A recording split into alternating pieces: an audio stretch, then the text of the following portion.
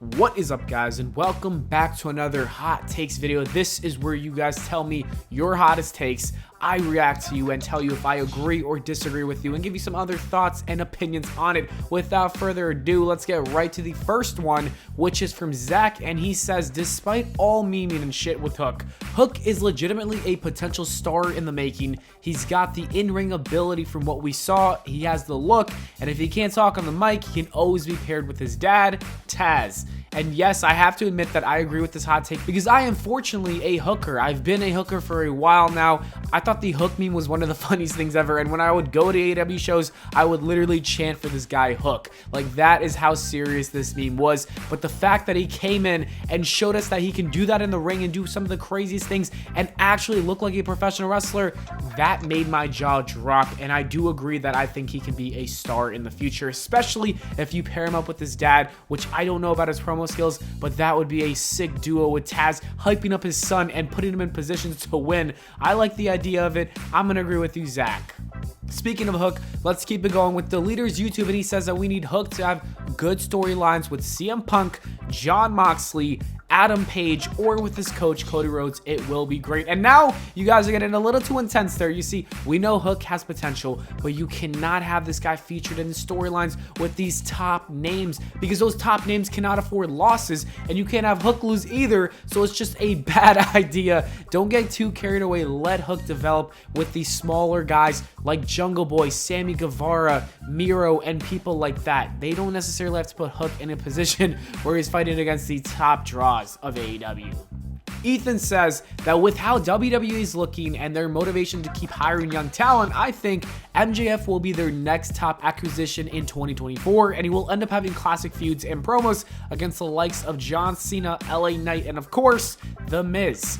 And guys, this is something I've been thinking about for a while. I truly believe that the WWE is going to do everything in their power to get MJF. I think if there's one superstar from AEW that WWE wants, it is this man. And I believe there is going to be a bidding war in 2024 for MJF. I think that WWE is going to offer this guy millions of dollars. I really believe it. And Tony Khan is going to need to match that offer. Otherwise, if he can't, or if he isn't willing to, because, you know, there's a bunch of other contracts and other people he wants to sign, then MJF is definitely going to go to WWE, but I don't think he's going to have classic feuds. I think he's going to end up having a career like The Miz, where it's not a bad career. There are good moments, but it's not what he could have been in AEW. But at the end of the day, it's mostly all about the money, and if you're going to make millions in WWE, you're going to take that opportunity. So I wouldn't be mad at MJF for that. Isaiah says that he thinks the WWE should end the brand split due to all the releases that have been going on. And plus, if you look at it without the brands, the WWE still has a strong roster if all healthy. And all I have to say is, yeah, I kind of agree with this statement. I don't think the brand split is a thing anymore. Like, I cannot see SmackDown surviving any longer with the roster they have right now. And if you take people away from Raw, then Raw won't be that good either. So they are in a dilemma, and the only solution I see right now is ending the brand split. I know I love the brand split, but sometimes you gotta do what you gotta do. And if you have all these guys on Raw and then some of them on SmackDown, it probably will work a lot better. So I'm not against it.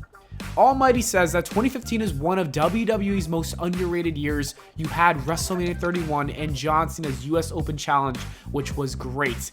And I think 2015 was alright. I don't think it was one of the most underrated years. I thought it was properly rated. It wasn't great, but it wasn't bad. It was just a year. If anything, I like Seth Rollins' WWE title run the most out of that year, and you didn't even mention that, which is kind of crazy. Del Fuego says that Bryan Danielson should win the AEW Championship this Wednesday. Hangman has become what we all saw coming. The chase is better than the actual run. And this is a hot, spicy take because that's kind of crazy to say. I really think that Hangman still has a lot more to accomplish with his run, and I don't think that the chase is better than the actual run because the actual run didn't happen yet. You got to let it develop, give it months, but I wouldn't be mad if Bryan Danielson wins and we get a sort of triple threat match with Bryan Danielson, Kenny Omega, and Hangman, where Hangman wins back the belt. That would not be a bad idea, but if Hangman wins, I'll also be really happy, so you can't go really wrong. I do think it's a little early to judge his run, especially since it's been like 3 weeks. YPie22 says that AEW will burn their bridges with other promotions later when AEW gets more successful and mainstream, and I just can't see Tony Khan doing that. He is not that type of businessman. If you know Tony Khan, this guy takes his relationships very seriously. Like, if you saw, Eric Bischoff was talking a lot of shit about AEW, which is kind of funny, and they haven't been returning his calls, which makes sense. Tony Khan loves to have working relationships with everybody, but if you do the man dirty, he's obviously going to leave you to the side. But I don't see him going out of his way, becoming the next Vince McMahon, where he has all this power and says everyone's so tiny, I'm just going to buy all their talent and that kind of stuff. I just don't see it happening. He loves working with other companies and promoters. Charlie Boy 969 says, not really hot take, but just remove the women's tag team championships. A mid-card championship for the women would be so much better, as WWE does not have to put random wrestlers together, and that is a fantastic idea. You see AEW is doing it, and I think WWE should do the same thing, and this guy had a perfect reason to explain it. I would rather have a mid-card title rather than seeing all these women randomly paired together like Carmella and Selena Vega. Like, I'm not mad at the group, but like, why are they even a tag team? You know what I mean? So yeah, I kind of agree with Charlie Boy. I would love to see a mid-card women's title. Mr. 1egg80 says, adrenaline selling killed a story-driven match in wrestling. It works in indie/smaller promotions like PWG or GCW as they focus on being entertaining, but when it comes to huge promotion like WWE, NXT, and AEW, it just doesn't make the match with storytelling attribute more believable in the slightest. Imagine if Ilya Dragunov didn't sell any of Walter's chops in the match and just got right back up to hit a move. It would be ridiculous. And yes, I wanted to agree with this. I also wanted to include it because I feel like this is why so many people look at wrestling nowadays and laugh at it, saying it looks extremely fake. It's exactly this thing right here, adrenaline selling. That is the perfect word for it that I never was able to get. So thank you, Mr. 1egg80. Atmosphere says, people need to accept that there will always be jobbers and mid-card guys. Not every wrestler is born to be the greatest star ever, and pushing everyone that can put on halfway decent shows into championship territory won't make good for entertainment.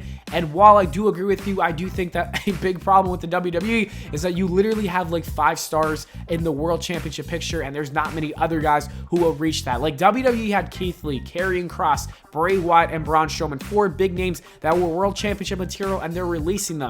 So that doesn't make sense, because what are you going to do now that you have all these jobbers and mid-card guys and you let go of all the main event guys? Just doesn't make sense what they're doing. That's what I'm trying to say. But I do agree with you that that is not realistic. And a lot of wrestling fans, including myself sometimes, we fall under this, where we let this happen and say this guy should be a star and this guy should be the top champion and that guy should be the top champion, where that isn't realistic.